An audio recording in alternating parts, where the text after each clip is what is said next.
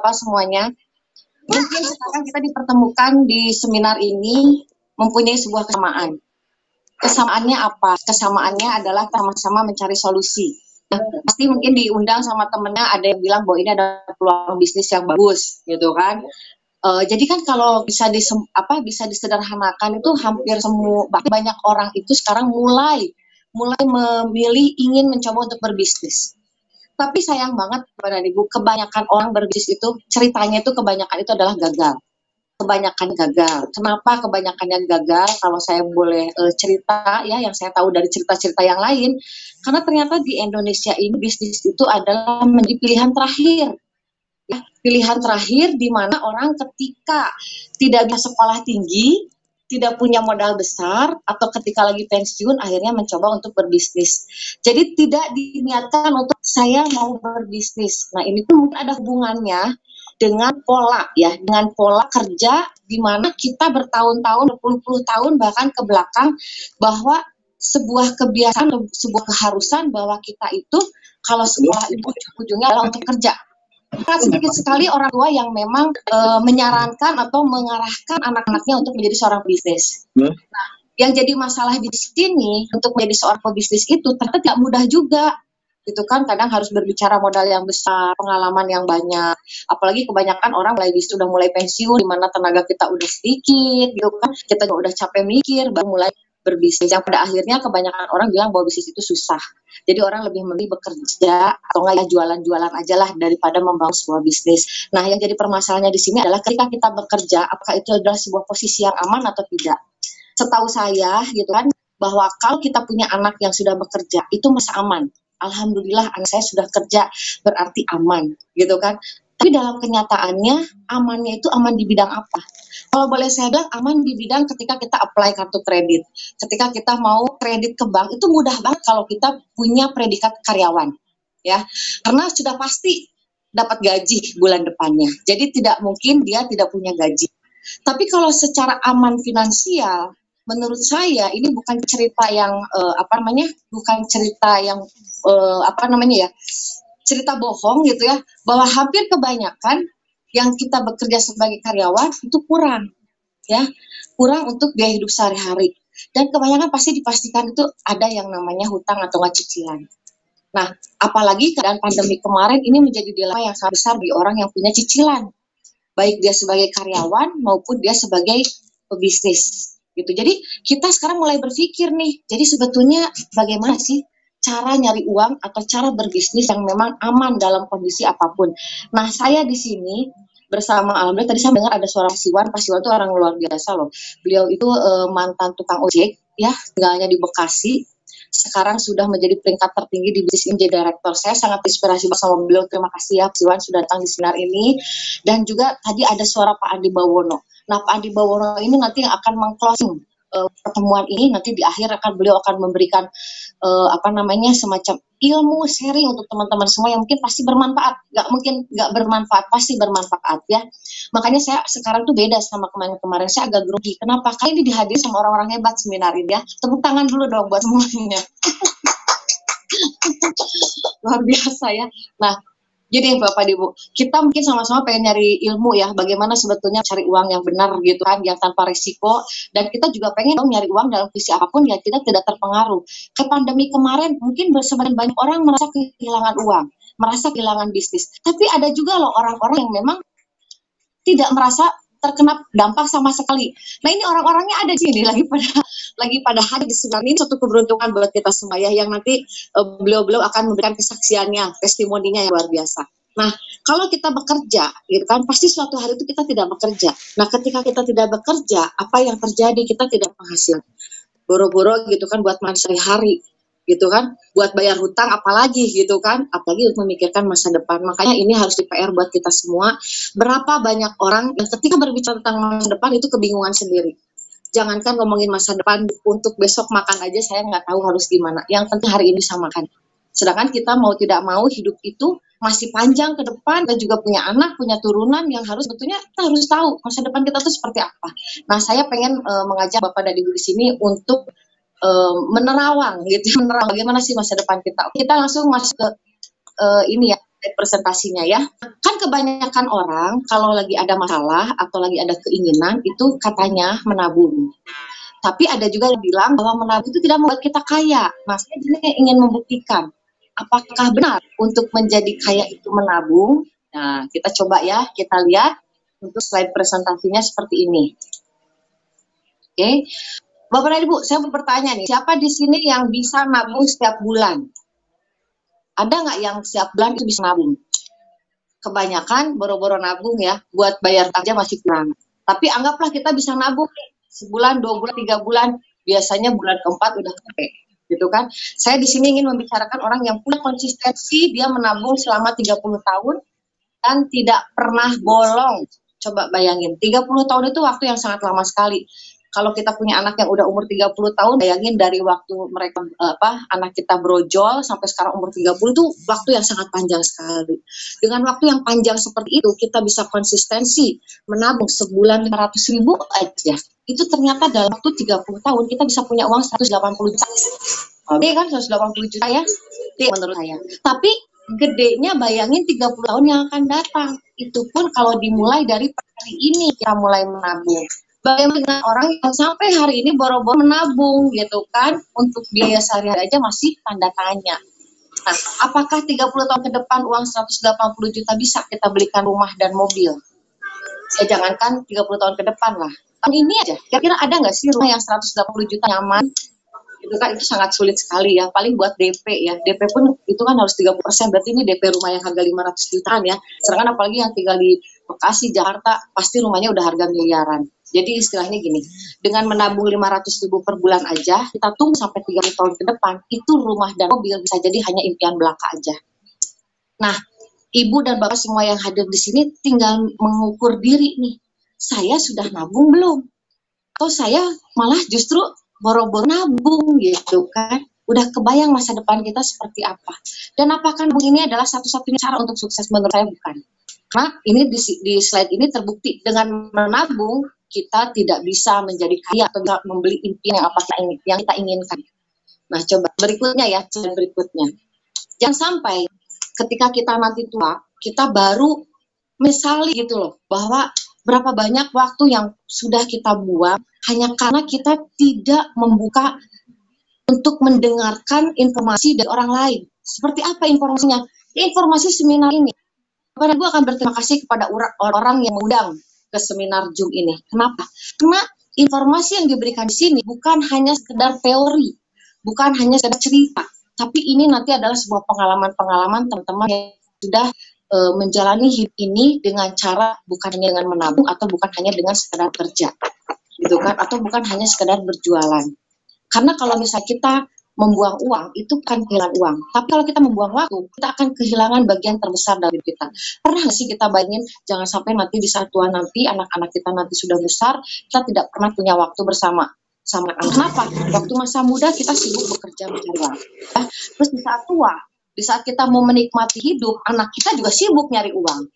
Jadi artinya apa? Waktu itu sampai akhirnya kita tidak bisa menikmati.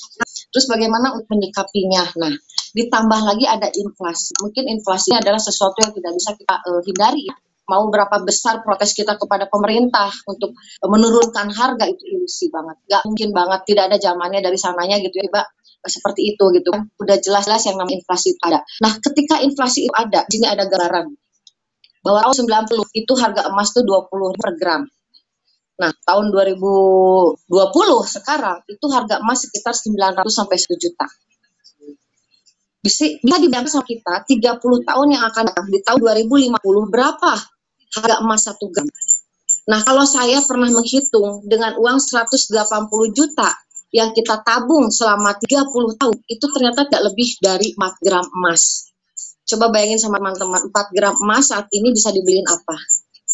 Ya, nggak mungkin kita bisa beli rumah atau beli mobil. Jangan sampai kita jadi akhirnya udahlah, hidup memang seperti ini kali ya. Kita tidak punya rumah, kita cuma bisa ngontrak gitu kan. Dan ngontrak pun jangan salah, setiap tahun biasanya dinaikin sama yang ngontraknya. Akhirnya frustasi hidup kita kan.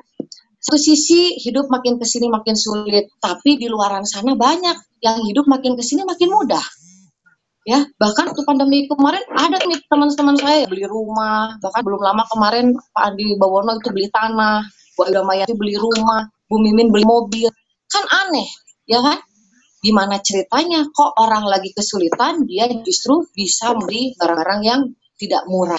Nah, sekarang kita mau belajar nih, apa sih yang mereka kerjakan? Ternyata gini Bapak dan Ibu, kalau kita pengen suatu hari nanti saat gambar yang pertama ya, di saat kita berlibur, di saat kita sedang istirahat gitu ya, sedang kita tidak bekerja, entah kita lagi malas kerja, atau kita mungkin usia sudah tua, atau mungkin kita di masa kesehatan kita juga sudah menurun, bagaimana caranya walaupun kita sudah tidak bekerja tapi kita punya uang yang terus-terusan ngalir. Nah, caranya yang pertama adalah kita harus membangun aset. Jadi aset itu kalau boleh saya gambarkan secara sederhana itu seperti orang yang punya kos-kosan. Ya, contoh nih, orang yang punya kosan satu kamar, terus nambah jadi 2 kamar, jadi 3 kamar, jadi 10, jadi 20 kamar. Kira-kira orang yang punya kos-kosan itu suatu hari dia akan mendapatkan uang yang terus mengalir walaupun dia tidak mengerjakan apa-apa. Tapi permasalahannya untuk membuat kos-kosan itu ya butuh waktu dan butuh biaya. Begitu kan? Dan yang pasti adalah butuh investasi waktu dan biaya ketika kita harus mengumpulkan, membangun sebuah kos-kosan. Nah, di slide ini saya pengen bercerita tentang membangun aset melalui punya perusahaan bersistem. Nah, perusahaan bersistem ini misalnya seperti apa? Misalnya orang punya pabrik, ya, punya pabrik. Nah, kalau orang yang punya pabrik, ya, dengan orang yang bekerja di pabrik, tentu ini adalah dua pemahaman yang berbeda, dua mindset yang berbeda. Kalau pegawai pabrik, di mana dia tidak bekerja, maka dia akan potong gajinya. Dan suatu hari gitu kan ketika dia mungkin sudah kena PHK atau misalnya dia keluar dari kerjaannya, dia tidak akan mendapatkan income. Tapi kalau orang yang punya pabrik, walaupun dia lagi jalan-jalan mungkin, lagi sama keluarganya gitu kan, bahkan lagi tidur pun, itu uang terus-terusan mengalir. Kenapa? Karena banyak loh pabrik yang bekerja sampai 24 jam, kan sip-sipan ya kalau dari pabrik itu kan, ada yang sip pagi, malam gitu ya. Itu berarti orang yang punya pabrik terus lagi ngapain aja terus-terusan dibayar. Dia terus menghasilkan omset. Tapi permasalahannya untuk membangun sebuah pabrik, kita harus punya modal berapa? Belum uang, belum pengalaman. Dan mungkin orang yang punya pabrik itu sudah mengalami jatuh bangun yang luar biasa. Ya tidak langsung menjadi sukses. Nah, jadi teman-teman di sini nggak usah berkecil hati. Karena ternyata cara membangun aset itu ada yang nomor 2, yaitu waralaba atau franchise. Nah, ini udah mulai ya masyarakat sudah mulai melihat ke situ. Contoh misalnya sekarang udah banyak jamur gitu ya di tempat-tempat lingkungan kita, ada yang namanya Indomart, Alfamart gitu ya. Itu adalah contoh-contoh franchise merupakan salah satu aset yang bisa menghasilkan uang di saat orang yang punyanya itu tidak bekerja. Di sini juga sama, mungkin permasalahannya adalah masalah modal ya. Modal untuk membuka contoh Indomaret itu kan nggak murah ya. Untuk membeli logo Indomaretnya aja supaya tempatnya seperti Indomaret aja itu 500 juta. Belum lagi kita tempatnya harus kontrak selama 5 tahun dan harus pinggir jalan. Dan itu belum termasuk kita nyetok barang. Nah, jadi berbicara tentang modal, mungkin nomor 2 ini saat ini gitu ya, saat ini menjadi pilihan buat saya atau buat teman-teman. Jadi kita coba lagi nih, ada yang nomor 3 ya. Jadi yang nomor 3 ini, kalau boleh saya katakan, sama-sama waralaba, sama-sama franchise, tapi dia waralabanya waralaba pribadi namanya. Maksudnya waralaba pribadi di sini adalah kita bekerja sama dengan sebuah perusahaan network marketing atau yang disebut dengan multi level marketing. Sayangnya orang di luar sana, bahkan kemarin di seminar APRI bersama Kementerian Perdagangan, 70% masyarakat Indonesia itu negatif kepada MLM. Padahal network marketing atau MLM ini ternyata salah satu cara membangun aset. Tapi ini juga tidak bisa disalahin ya, kenapa MLM itu dianggap negatif oleh kebanyakan orang. Bisa jadi karena dari pelaku bisnisnya. Jadi nggak ikut seminar, nggak ikut training, ya nggak tahu caranya, dia pokoknya main rekrut. Jadi gini teman-teman, di network marketing itu sebetulnya modalnya itu sangat kecil. Nah, tapi yang jadi permasalahannya kenapa orang menganggap bisnis MLM itu kecil? Karena saking modalnya sangat kecil. Beda dengan orang yang punya pabrik atau orang yang punya franchise, itu kan modalnya besar. Nah, perbedaannya apa di network marketing dengan orang yang punya perusahaan bersistem atau dia yang punya franchise? Pertama nih, kenapa saya memilih untuk join di MLM? Waktu tahun 2003 saya memutuskan untuk belajar di network marketing, pertama karena dari sisi modal. Jujur, saya tidak punya modal yang besar dan saya tidak punya kemampuan atau keahlian untuk mengolah sebuah perusahaan. Ya, saya tidak punya itu, dan saya juga tidak punya SDM gitu kan yang bisa mengerjakan bisnis saya. Sampai akhirnya saya memilih multi level marketing. Kenapa? Karena di multi level marketing biasanya itu modalnya sangat terjangkau oleh semua orang. Dan secara sistem pun kita sudah tinggal menjalankan aja. Kita tidak perlu capek-capek berpikir atau membangun sebuah sistem karena sistem sudah disediakan oleh perusahaan MLM. Kita hanya tinggal menjalankannya saja. Dan yang paling penting lagi, saya tidak perlu kantor kalau di MLM itu. Karena saya tidak punya modal tempat, saya juga tidak bisa modal untuk stok barang, gitu kan. Saya cocok di MLM. Karena saya cuma join, saya bekerja sama, saya dapatkan sistemnya, dan saya bisa mendapatkan produknya tanpa saya harus menyetok barang. Itu dulu yang penting. Kenapa? Karena kebanyakan orang mau join, mau bekerja sama dengan kita, itu kadang-kadang yang jadi masalah adalah modal. Saya nggak punya modal, justru itu, kalau Anda tidak punya modal, yang cocok itu MLM. Karena kita tidak perlu bermodal, bahkan kita tidak perlu nyetok barang loh, untuk menjalankan bisnis ini. Kenapa? Karena MLM itu sudah menyediakan stokis-stokis di seluruh Indonesia. Yang tentunya ini sangat membantu buat kita-kita yang pengen menjalankan bisnis ini tapi tidak bermodal sama sekali. Ini dari pengalaman saya dulu menjalankan bisnis ini, jujur, saya cuma modal 1 dus untuk minum saya pribadi. Jadi saya waktu itu cuma punya modal membeli produk 1 dus untuk minum pribadi, dan ketika saya prospek pada orang lain, saya memperkenalkan produk saya, ketika ada orang yang berminat, saya minta dia transfer. Dan transfernya pun langsung ke stokis. Dan nanti stokis yang mengirim produknya. Artinya sistemnya itu sudah sangat teratur sekali. Kita juga aman, kita nggak pegang uang orang lain, kita juga nggak perlu modal, tapi ketika sistem ini berjalan, kita akan mendapatkan komisi yang berkelanjutan. Nah, terus juga dari sisi persaing. Kalau saya waktu itu mengerjakan bisnis konvensional, contoh misalnya nih, saya mau membuka sebuah restoran, ya. Restoran saya misalnya adalah restoran ayam goreng. Nah, ketika saya punya saingan, orang yang memiliki restoran ayam goreng dan lebih laku dari saya gitu kan, lebih sukses daripada saya pengen belajar nih sama dia. Kira-kira dikasih tahu nggak resepnya? Nggak mungkin dikasih tahu ya. Bahkan kita lagi oke-oke jualan, terus tiba-tiba datang pesaing baru, itu akan ngefek ke omset saya. Ya, ini makanya kenapa banyak orang yang menyerah dalam dunia bisnis, ya, dalam dunia bisnis itu ya karena memang pesaingnya. Dan kita pun kalau memang mau besar-besaran membangun bisnis dengan serius, kita kadang butuh yang namanya konsultan. Ya, konsultan itu adalah orang yang memberikan saran terbaik buat kita. Itu berapa untuk membayar konsultan? Jadi orang-orang pebisnis yang sukses itu pasti punya konsultan, gitu kan, dan konsultan biasanya dibayar mahal. Nah, kalau di multi level marketing, network marketing, saya tidak punya saingan. Saya nggak punya saingan sama sekali. Ketika ada teman saya sukses di bisnis ini, itu justru menguntungkan buat saya. Kenapa? Semakin banyak bukti sukses di bisnis saya. Semakin sukses juga mitra-mitra saya, itu juga menguntungkan buat saya. Berarti mengefek kepada info saya dan semakin membuktikan pada orang lain bahwa bisnis ini bisa lebih banyak orang yang sukses. Jadi tidak ada yang namanya persaingan, itu dulu. Karena kadang-kadang namanya pebisnis itu dia bisa stres hanya karena mikirin persaingan. Bisa ngefek ke omset, gitu kan, bisa ngefek ke pendapatan kita yang akhirnya kita gulung tikar. Tapi di bisnis ini itu hilang sama sekali. Yang namanya persaingan itu tidak ada. Justru semua akan bekerja sama bagaimana caranya untuk sukses bersama-sama. Kok bisa Bu seperti itu gitu kan? Nah, inilah yang namanya sistem. Terus kalau komisi penghasilan orang yang di network marketing, kenapa orang banyak yang masih berpikir negatif? Itu pertama penghasilannya nggak masuk akal. Nggak masuk akal. Saya kemarin ke seminar Jakarta, saya mendengar langsung Bapak Siwan, mantan tukang ojek ya, itu penghasilannya nggak kurang dari 300 juta per bulan. Coba di sini siapa yang nggak percaya? Karena pasti banyak yang nggak percaya dibanding yang percaya ya. Masa sih Bu 300 juta sebulan? Gitu kan? Saya juga penghasilannya lebih daripada 100 juta, 150 sampai 200 juta sebulan. Kok bisa sih penghasilannya segitu? Apalagi Pak Andi Bawono juga alhamdulillah ya sudah lebih daripada 10 miliar dari menjalankan bisnis ini.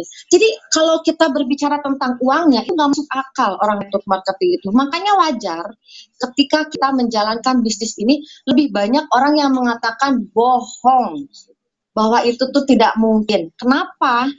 Karena orang di luaran sana berpikir uang yang mereka dapatkan adalah dengan cara bekerja. Contoh nih ya, saya bekerja di sebuah perusahaan. Saya tanya sama orang yang ada di perusahaan, orang yang udah 20 tahun, 30 tahun, paling income paling besarnya berapa sih? Ya, saya pernah nih ngelihat income direksi bisnis di waktu saya kerja di bank. Saya kerja di bank, saya waktu itu nggak sengaja melihat gaji direktur bisnis waktu tahun 2007. Itu income-nya 150 juta. Itu gede banget, wih 150 juta ya kan. Nah, kata orang-orang di luar sana untuk mendapatkan income 150 juta, kamu harus di direktur dulu di sebuah perusahaan. Nah, bayangkan seorang direktur di sebuah perusahaan harus berapa puluh tahun dan mungkin dia bukan hanya sebuah kepintaran, tapi dia harus punya koneksi juga, ya kan, kenalan yang bagus gitu kan, sampai dia akhirnya punya di prestasi direktur. Jadi akhirnya orang berpikir nggak mungkin bisa berincome ratusan juta di MLM, gimana ceritanya. Kalaupun ada seorang penjual yang punya penghasilan ratusan juta, pasti dia seorang bisnis besar, misalnya contoh nih, seorang distributor ya. Saya misalnya distributor Indofood gitu loh. Saya distributor gudang garam misalnya ya. Saya distributor rokok jarum misalnya. Mungkin nggak seorang distributor itu income-nya miliaran per bulan? Itu sangat mungkin sekali karena di bawah distributor itu ada agen-agen ya, agen wilayah, agen kota, baru nanti lari ke warung-warung ya, dari warung baru nyampe ke konsumen produk itu. Jadi distributor itu adalah dari pabrik perusahaan langsung ke distributor. Nah, karena kita selama ini kebanyakan adalah bekerja dan cuma berdagang, makanya kita jadi tidak pernah menengok atau tidak pernah mau tahu penghasilannya berapa sih seorang distributor. Ya, seorang distributor satu produk itu bisa miliaran. Saya bicara dulu sampai di situ. Kira-kira masuk akal nggak seorang distributor income miliaran? Masuk akal kalau ngomongin distributor ya. Tapi kalau ngomongin toko, saya cuma punya toko, ya gimana Bu ceritanya? Saya mau buka berapa jam, 24 jam juga mana bisa. Saya sebulan ratusan juta bahkan miliaran, tapi untuk seorang distributor itu bisa. Nah, kenapa di multi level marketing bisa berincome miliaran? Karena kita lihat ini nih. Di sini perbedaan antara bisnis retail dan bisnis MLM. Jadi kalau bisnis retail itu ya dari mulai pabrik itu lari dulu ke bagian pemasaran nanti di bagian distributor, dari distributor ada agen langsung, agen promosi, agen kota, grosir, toko atau pasar, baru produk itu nyampe pada pemakai. Jadi produk yang kita pakai ya dan mulai pabrik sampai produk itu nyampe ke konsumen itu dibagi keuntungannya kepada distributor, agen langsung, agen promosi, agen kota, ya grosir, toko. Karena mereka nggak mungkin kan kalau nggak punya untung. Nah perbedaannya kalau kita di MLM, dari mulai pabrik ya ke perusahaan, dari perusahaan ketika kita join dengan multi level marketing, kita langsung jadi distributor. Jadi kita user, pemakai produk, langsung jadi distributor. Nah, kalau berbicara tentang distributor, berarti masuk akal dong income-nya Pak Siwan yang 300 juta per bulan ya. Income leader-leader MLM yang mungkin 100 juta per bulan, 50 juta per bulan, masuk akal Bapak dan Ibu. Ini dulu yang harus dipahami sama teman-teman supaya tidak menganggap income orang yang menjalankan MLM itu adalah bohong. Masuk akal. Coba kalau datang dulu ke seminar seperti ini, jadinya ngerti, paham, oh bukan hoax gitu, bukan bohong. Kalau di MLM bisa income ratusan juta ya, karena secara sistemnya pun sudah jelas di sini. Makanya kenapa di MLM itu tidak ada yang namanya produk dipasarkan di media cetak atau di marketplace gitu ya. Tidak ada yang seperti itu. Tapi langsung kita sebagai user kita bisa langsung mempromosikan produk kita, bisa mempromosikan bisnis kita karena kita juga otomatis menjadi seorang distributor. Oke, lanjut next. Nah, tapi teman-teman yang harus saya sampaikan ini kepada teman-teman semua. Di masa seperti ini, apalagi ya sekarang masa di mana orang kebanyakan katanya gitu kan sedang kesulitan uang. Ya, orang yang mungkin putus kerja atau yang bisnisnya bangkrut. Akhirnya banyak sekali multi level marketing yang mulai dilempar kepada masyarakat bahwa ini loh ada cara nyari uang dengan modal yang sangat kecil, kamu bisa dapat income cepat gitu. Sampai akhirnya perusahaan itu berlomba-lomba membuat marketing plan yang bagus, ya, membuat sesuatu yang dianggapnya itu supaya menggiurkan gitu, menggiurkan. Kan biasanya orang kalau lagi banyak masalah gitu ya, lagi nyari solusi, bingung gimana nih, saya dikejar-kejar hutang ya kan, buat makan gimana, aduh kerja udah nggak bisa gitu kan, kerja juga banyak dipotong waktu, segala macam. Biasanya emosinya tuh nggak stabil. Ya, pas di saat dikasih angin segar, nih lihat nih buktinya nih, ada orang-orang yang sukses, udah terbukti nih di bisnis ini, ayo kamu join, modal sekian, akhirnya join, dan ini pengalaman saya ya dari awal saya menjalankan bisnis MLM dari 2003, itu hampir lebih daripada 5 perusahaan yang saya jalankan, bukan saya yang menyerah, tapi perusahaannya yang menyerah. Jadi perusahaannya yang menyerah gitu, menyerahnya kenapa? Ada yang hilang perusahaannya, dibuka di internet nggak ada gitu kan, ada ya pokoknya pada bubar jalan lah gitu loh perusahaannya.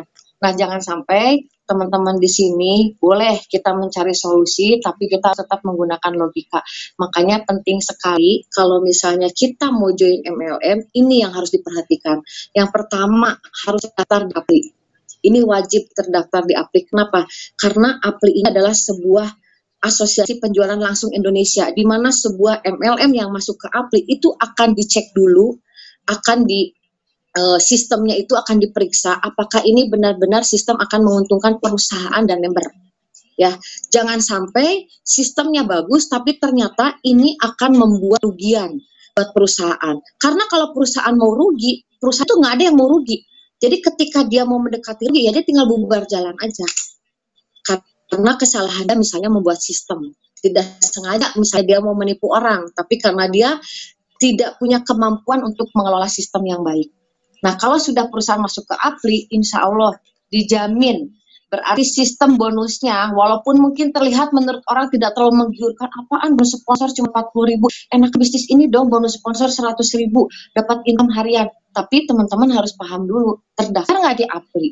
Ya sudah dicek belum sistemnya itu memang benar-benar aman gitu kan, karena kalau tidak aman teman-teman bahayanya apa, teman-teman di sini membangun bisnis adalah mereferensikan ke banyak orang dan ternyata tiba-tiba perusahaannya nggak ada, nanti yang ada malah kita yang jadi beban gitu kan. Jadi itu ya, kita terus cek perusahaannya ada terdaftar di Apli dan juga berdiri cukup lama dan sudah terbukti di saat krisis moneter. Ini sebuah kebetulan mungkin ya, di saat corona kemarin itu jelas bisnis yang akan saya jelaskan ini tidak terdampak sampai parah gitu ya, sampai terjadi kebangkrutan atau PHK gitu kan dan segala macam, tidak.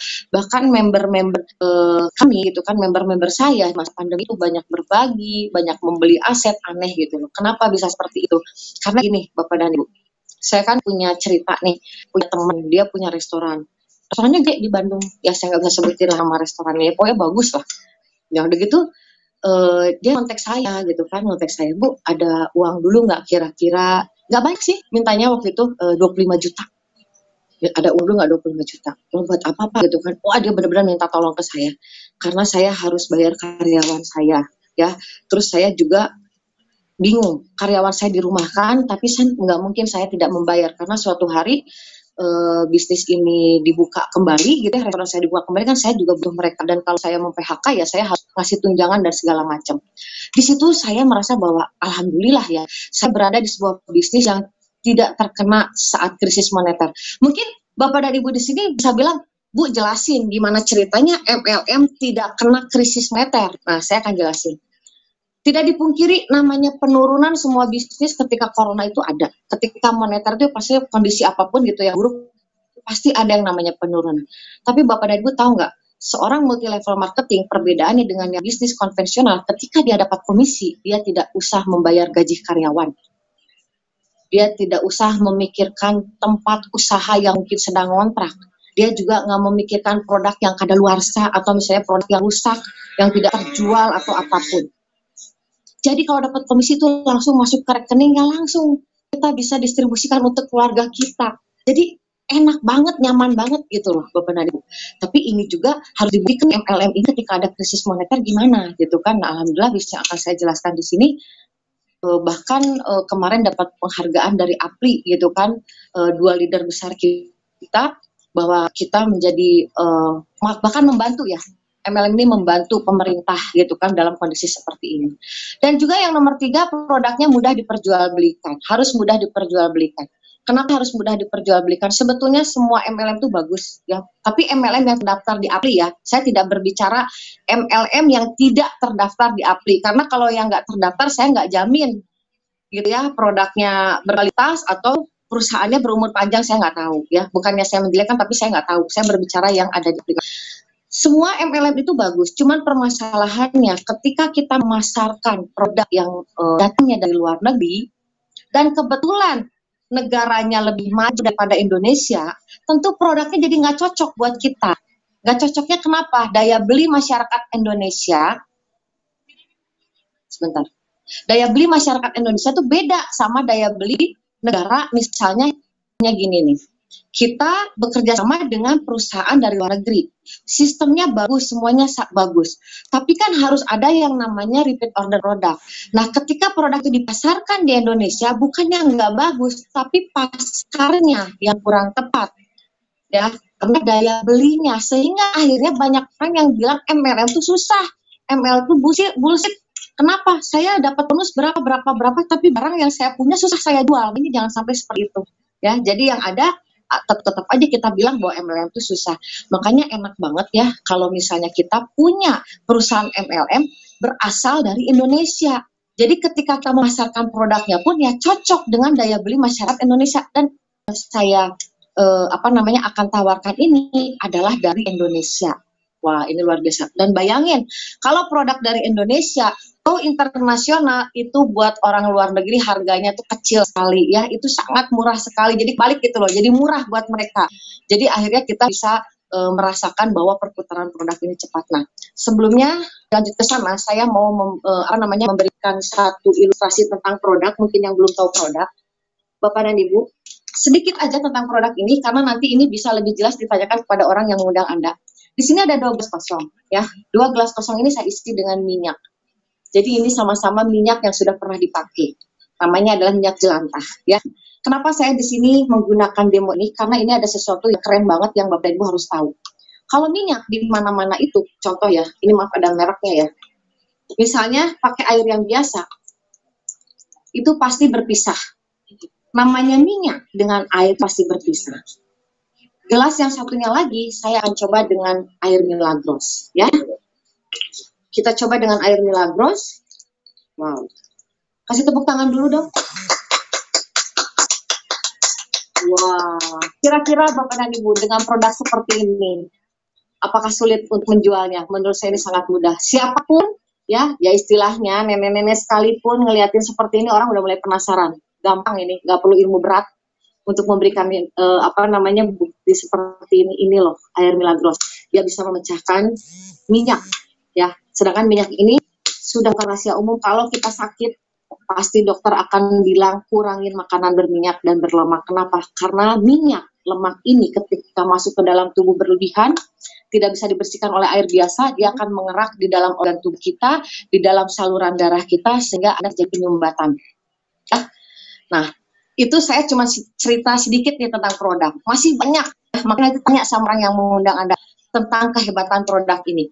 Yang penting teman-teman tahu dulu, produknya seperti itu atau gampang ya, jualan produk kayak begitu mah gampang banget. Ya, bahkan ini luar biasa, keluarga saya sudah banyak terbantukan yang batal operasi batu empedu hanya dengan 1 minggu aja konsumsi ini. Mama saya tidak bisa jalan 2,5 bulan dari asam urat. Alhamdulillah itu kejadian gak bisa jalan 2013 sampai hari ini. Mama saya udah ajak ke Dubai, saya ajak ke Malaysia, saya ajak ke Hong Kong, sehat walafiat. Kita bekerja keras di sini dapat hasil bisa dinikmatin bukan hanya sama kita aja, tapi sama orang tua kita karena sehat. Mama saya udah umurnya hampir 70 tahun. Karena apa? Produknya saya kasih Milagros. Jadi untuk produk, oke, saya bicara seperti ini aja. Teman-teman silahkan lebih penasaran lagi, tanya sama orang yang mengundang Anda ya. Nah, terus di sini kita kembali lagi ke slide ya. Selain produknya harus mudah diperjualbelikan, harus memiliki support jaringan online yang luar biasa menyeluruh. Bahkan ada yang dibilang ya, kemarin itu adalah aset yang perlu kita miliki, salah satunya adalah internet. Ya, dengan internet kita bisa terhubung dengan orang dimanapun. Mungkin kalau zaman dulu ya, mau ngenalin produk harus selalu ketemu. Sekarang kita bisa memperkenalkan produk atau bisnis ini kepada orang yang entah ada di mana hanya via online. Dan bisnisnya pun harus memiliki seminar-seminar online selain offline. Karena zaman sekarang ini banyak juga tipe-tipe orang yang memang dia kurang suka bergerak, tapi dia pengen mendapatkan income. Itu bisa. Yang penting dia bisa mengikuti seminar dan training-training online. Dan bisnisnya juga harus punya jaringan online. Jangan sampai seperti ini gitu kan. Karena kita tidak punya jaringan online, kita mau ngebuka bisnis di Jakarta misalnya, kita mau ngebuka bisnis di mana, kita harus punya tempat juga di sana. Kita harus memodal juga di sana. Tapi karena kita semua adalah sistem jaringannya online, jadi Bapak dan Ibu bisa dengan mudah membangun jaringan bisnis ini ke seluruh Indonesia, bahkan sekarang sudah terbukti ya, kayak di Hong Kong, Singapura, Malaysia, itu sudah banyak penjualan produk kita. Dan orang-orang yang join dengan posisi mereka di luar negeri pun sudah banyak gitu. Contoh saya TKW atau TKI gitu ya, itu banyak gitu kan. Dan juga yang kelima adalah sudah terbukti menghasilkan ratusan member yang berpenghasilan minimal 5 juta per bulan. Nah ini Bapak dan Ibu ya, sekarang itu banyak banget MLM yang hanya memperlihatkan income. Mobil gitu kan. Pokoknya gaya hidupnya tuh keren banget, leadernya tuh mobilnya mobil mewah gitu kan, mobil sport gitu kan. Katanya penghasilannya ratusan juta, miliaran. Ingat Bapak dan Ibu, ini penting sekali ya. Jadi yang disebut namanya bukti itu bukan hanya sebatas bukti apa yang kita dengar atau yang kita lihat, cuma sebatas itu. Teman-teman harus perhatikan, bahkan cari tahu. Contoh nih, yang sukses di bisnis Milagro siapa aja? Ada Pak Siwan, Pak Andi Bawono, bisa ada Bu Ayu Damayanti, ada Bu Ranti. Kalau perlu cari tahu di medsos, siapa sih Pak Andi Bawono ini? Coba saya mau ngeliat di Facebooknya, oh di YouTube-nya, oh ada rumahnya, oh ada keluarganya, gitu kan? Oh iya ini lagi pergi sama keluarga, ini pergi sama teman-temannya. Kalau perlu cari tahu gitu kan, sekarang zaman sekarang udah mudah nyari tahu siapa orang itu ya. Jangan sampai leader-leadernya nanti punya mobil sport tapi ternyata itu pinjaman, ternyata itu sewaan.